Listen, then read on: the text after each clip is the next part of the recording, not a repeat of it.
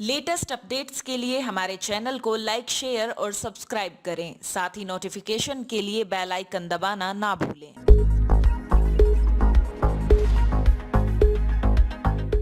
दुनिया में फैली कोरोना विपदा के चलते भारत में भी लॉकडाउन लागू है।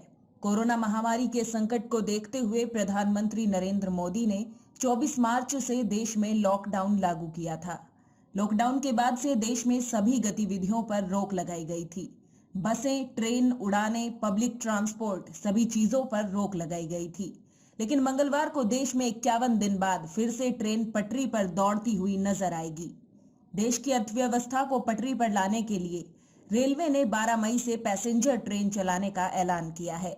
रेलवे ने नई दिल्ली से 15 रूटों पर यह ट्रेन चलाने का फैसला लिया है।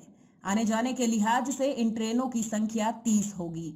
यह पैसेंजर ट्रेन दिल्ली से डिब्रूगढ़, पटना, हावड़ा, रांची, अगरतला, बिलासपुर, भुवनेश्वर, सिकंदराबाद, तिरुवनंतपुरम, चेन्नई, बेंगलुरु, मडगांव, मुंबई सेंट्रल, अहमदाबाद और जम्मू तवी के लिए चलाई जाएंगी।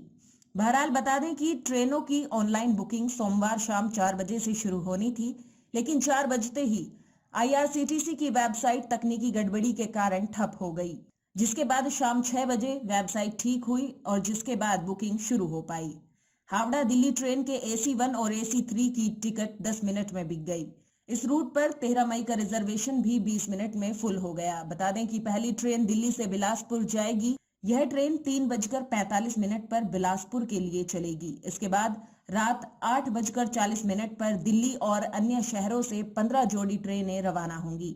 बता दें कि केंद्र सरकार के आदेश अनुसार रेलवे ने 22 मार्च से 31 मार्च तक सभी ट्रेनें बंद कर दी थी, जिसके बाद देश में लागू लॉकडाउन और कोरोना संकट के चलते इसकी अवधि बढ़ाकर 14 अप्रैल कर दी गई थी, जिसके बाद लॉकडाउन के तीसरे चरण के मद्देनजर इसे और आगे बढ़ा दिया गया था। हालांकि दूसरे राज्य में फंसे प्रवासी मजदूरों को उनकी घर वापसी के लिए केंद्र सरकार के द्वारा श्रमिक स्पेशल ट्रेन चलाई गई है।